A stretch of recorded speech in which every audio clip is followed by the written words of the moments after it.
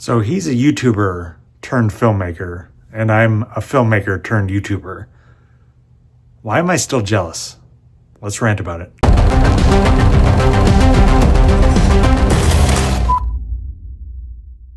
All right, today we are looking at Iron Lung from 2026, directed kind of by Markiplier and a couple other people, starring Markiplier, and we'll get into who Markiplier is. I know he has a real name, but everybody knows him as Markiplier. So this film, Iron Lung, is about a man that's in a submarine under a giant lake, ocean, whatever, of blood on a random moon. So going back a little bit, apparently, basically, humanity is almost gone. All the worlds are almost gone, and really all there is left are these remote moons.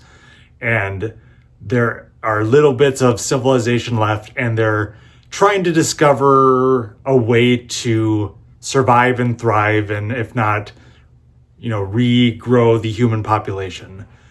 So Markiplier plays a convict who gets kind of forced in a situation. Either he stays in jail or he helps them out by going in this completely sealed submarine and goes down into this giant lake of blood that consumes this moon, trying to find humanity's salvation, essentially what it is.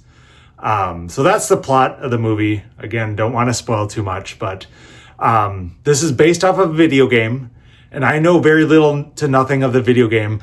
Before I watched this movie, I did watch the Markiplier video of him playing this game, kind of fast forwarded it a little bit, so got a sense for what it was all about before going into this movie. All right, so first thing, Markiplier is an incredibly famous YouTuber, primarily focused on playing video games. A lot of people know him from his Five Nights at Freddy's video games, but he plays a bunch of video games. Very popular on YouTube from doing that. So the cool thing about this whole thing is he liked the game so much. This is what I heard. He got in touch with the creator of the game, got the rights, and then been working on this project for quite a few years. Ultimately, he was able to get $3 million towards a budget to make this film. Very cool. Very into independent filmmaking. Super cool to see content creators, getting a big platform. They have millions upon millions of views on YouTube, but this is kind of getting more in the bigger sphere of general audiences out in the world. So it's very cool to see that. So I will start off saying that. As for my thoughts on the movie, it's okay. It's meh. It takes a lot to get through it. Ultimately, what you are confined in this submarine for the vast majority of the runtime of this film. So really, it's just you and Markiplier, you and this one guy in the submarine. And I have liked films like this. The film Cube, granted that goes into multiple different cubes, but films like that, I have seen done very well and very effectively. This one could have easily been a very effective, cool film if it wasn't for the runtime. This thing clocks in at over 2 hours long, and you feel it, especially halfway through.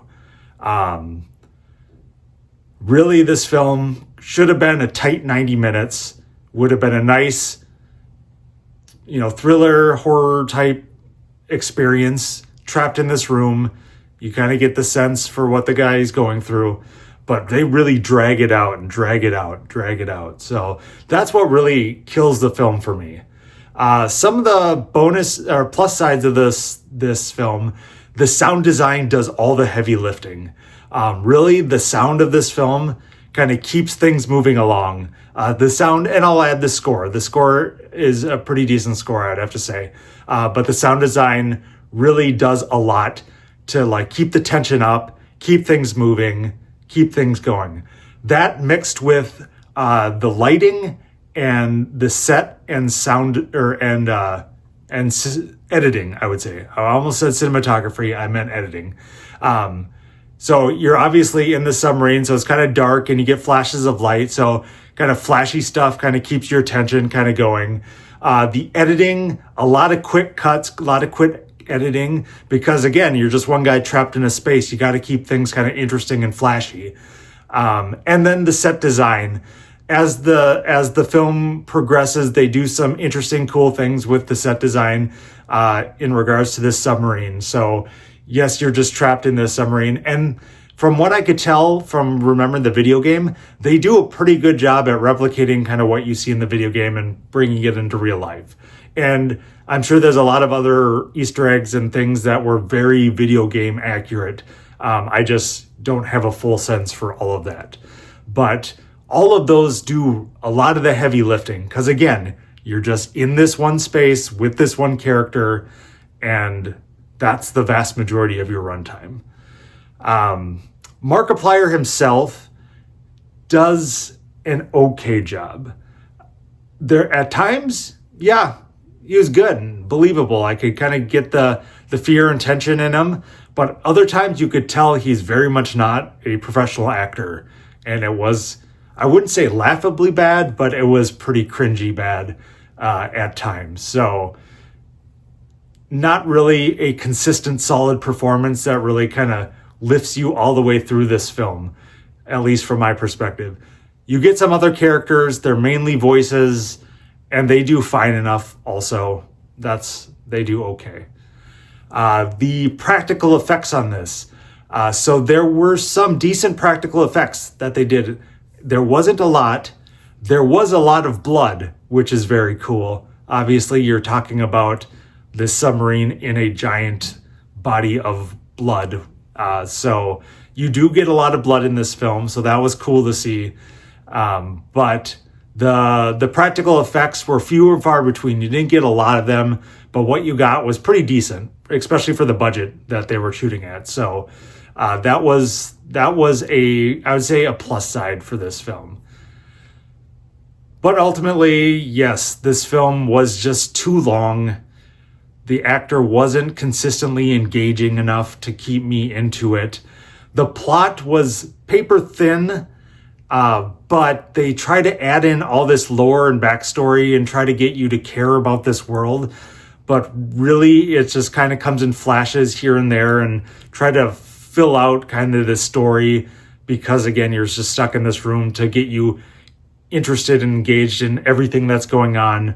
But ultimately, you're just being presented kind of this pseudo fetch quest situation and not much more. So it does take a lot to make you really super engage in this film and really get into it. And I commend it for, it did very well in the box office this last weekend. So that's super cool. I'm guessing a lot of people were Markiplier fans and general horror fans. So going beyond that, I don't expect there to be much of a bigger, wider audience for this particular film, especially once people kind of get an understanding of what this film is and mixed with the runtime and things like that. Just didn't really fully do it for me on this one. So I'm going to end up giving this one a 2 out of 5 stars.